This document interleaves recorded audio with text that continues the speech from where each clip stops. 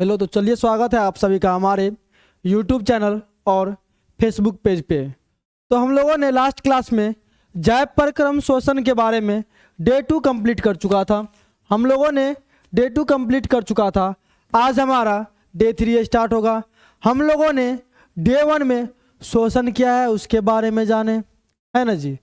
शोषण क्या है, शोषण कैसे होता है, एटीपी के बारे में जाने।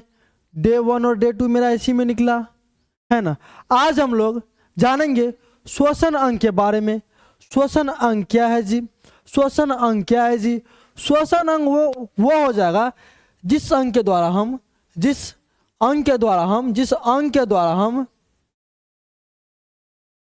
श्वसन की क्रिया करते हैं। जिस अंग के द्वारा हम श्वसन की क्रिया करते हैं, जैसे कि फेफड़ा जी, फेफड़ा के द्वारा हम श्वसन की क्रिया करते हैं ना। हम जब सांस लेते हैं ऑक्सीजन जो गया वो फेफड़ा के द्वारा ही जाएगा ना कोशिका में। तो वो कोशिका में जो श्वसन की क्रिया होगा वो किस अंग के द्वारा होगा? तो फेफड़ा के द्वारा होगा। वही आज हम लोग श्वसन अंग के बारे में जानेंगे। उसके बाद आज हम लोग पौधा में श्वसन कैसे होता है, पौधा में श्वसन कैसे होता है उसके बारे में आज हम लोग डिटेल में चर्चा करेंगे। तो चलिए बिना देर किए क्लास को स्टार्ट करते हैं, है ना जी। तो पहला क्वेश्चन है, श्वसन अंग किसे कहा जाता है? श्वसन अंग किसे कहा जाता है ना। श्वसन अंग किसे कहा जाता है इसके बारे में देखिए। किसी भी जीवों में गैसों का आदान प्रदान जिस अंग के द्वारा होता है उसे क्या कहते हैं? श्वसन अंग। हम आपको बताए किसी भी जीव में श्वसन मतलब गैस का आदान प्रदान जिस अंग के द्वारा होगा या श्वसन की क्रिया जिस अंग के द्वारा होगा उसे हम क्या बोलेंगे जी? श्वसन अंग। जिस अंग के द्वारा किसी भी जीवों में गैसों का आदान प्रदान हो उसी को हम लोग श्वसन अंग बोलेंगे। जैसे कि गिल्स जो है वो मछलियों में होता है, जलीय जीवों में होता है। आगे है त्वचा, फेफड़ा इत्यादि। त्वचा, फेफड़ा इत्यादि। हम जो है अभी जीव को लेके चल रहे हैं। जीव में पेड़ पौधा, हम आप जंतु जानवर सब आ जाएगा। अब हम लोग पढ़ेंगे पौधा में श्वसन।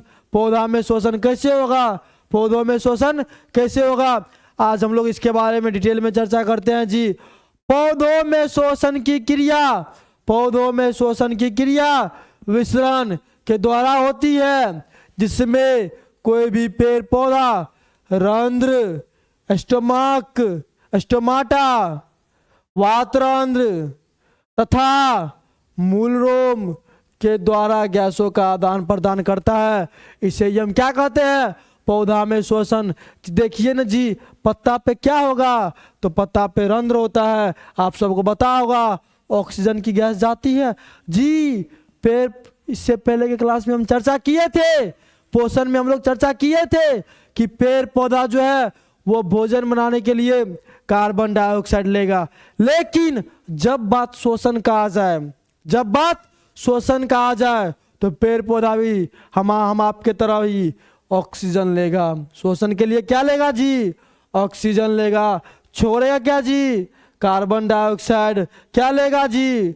ऑक्सीजन लेगा। छोड़ेगा क्या जी? तो कार्बन डाइऑक्साइड। पेड़ पौधा भी हम आपके तरह ही व्यवहार करता है, वो भी एक जीव ही है। जीव होता ही क्या है?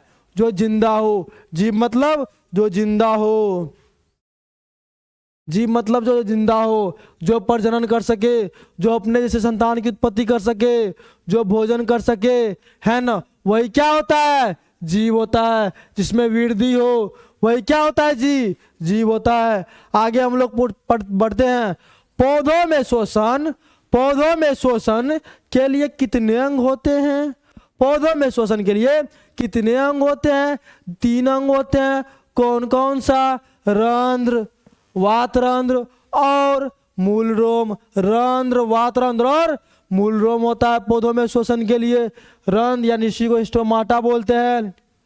वातरंध्र इसी को बोलते हैं हम लेंटिसेल बोलते हैं। मूलरोम इसी को हम बोलते हैं रूट हेयर इंग्लिश में, है ना जी। चलिए अब इससे कुछ ऑब्जेक्टिव है, उस ऑब्जेक्टिव को, उस एमसीक्यू को देखते हैं और आज का क्लास हम लोग समाप्त करते हैं। फिर अगले क्लास में हम लोग जंतुओं के शोषण के बारे में चर्चा करेंगे, है ना जी। चलिए देखते हैं। पहला एमसीक्यू है, पौधे में शोषण किस अंग के द्वारा होता है? रंध्र के द्वारा। पौधे में शोषण किस अंग के द्वारा होगा जी? रंध्र के द्वारा। पौधे में शोषण रंध्र के द्वारा होता है। द नेक्स्ट क्वेश्चन इज, पौधे के तना वाले भाग में शोषण की क्रिया किस अंग के द्वारा होता है? तना वाले भाग में शोषण की क्रिया वातरंध्र के द्वारा होता है। तना वाले भाग में शोषण की क्रिया वातरंध्र के द्वारा होता है। एंड नेक्स्ट क्वेश्चन, पौधे के जड़ वाले भाग में, पौधे के जड़ वाले भाग में शोषण की क्रिया किस अंग के द्वारा होता है?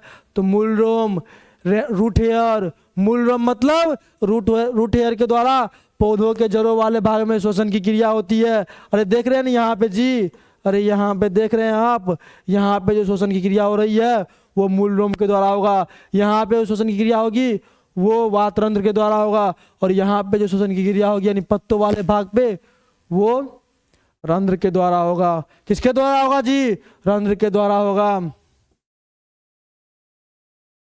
अगला क्वेश्चन है, पौधे शोषण के रूप में कौन सा गैस लेता है? अभी ये बताया, पौधे शोषण के रूप में हम आपके तरह ही ऑक्सीजन लेगा और छोड़ेगा कौन सा गैस जी? Carbon dioxide. कौन सा गैस छोड़ेगा? Carbon dioxide. आगे बढ़ते हैं। आगे पौधे में शोषण के फल में कौन सा गैस छोड़ता है? यही जो भी आपको बताए, शोषण के रूप में पेड़ पौधा जो है वो कार्बन डाइऑक्साइड छोड़ेगा। क्या छोड़ेगा जी? कार्बन डाइऑक्साइड छोड़ेगा। द नेक्स्ट क्वेश्चन इज, पौधे के पत्तियों वाले भाग में, पौधे के पत्तियों वाले भाग में शोषण की क्रिया किस अंग के द्वारा होता है? तो हो जाएगा बुआरे, रंध्र के द्वारा। क्या हो जाएगा? रंध्र के द्वारा। और पौधों में शोषण की क्रिया किसके द्वारा होता है? तो विसरण क्रिया के द्वारा। कौन सी क्रिया के द्वारा जी? विसरण क्रिया के द्वारा। तो आज के क्लास को हम यहीं पे समाप्त करते हैं, और नेक्स्ट क्लास में हम लोग जंतुओं में शोषण के बारे में डिटेल में चर्चा करेंगे। उसी में चर्चा करेंगे ग्लाइकोलाइसिस किण्वन।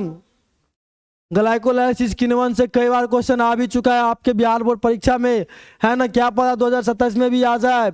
यदि आप हमारे चैनल पे नए जुड़े हैं तो इससे पीछे वाला लेक्चर आप नीचे दिए गए डिस्क्रिप्शन के लिंक से, या नहीं तो आप प्लेलिस्ट से चेक कर सकते हैं।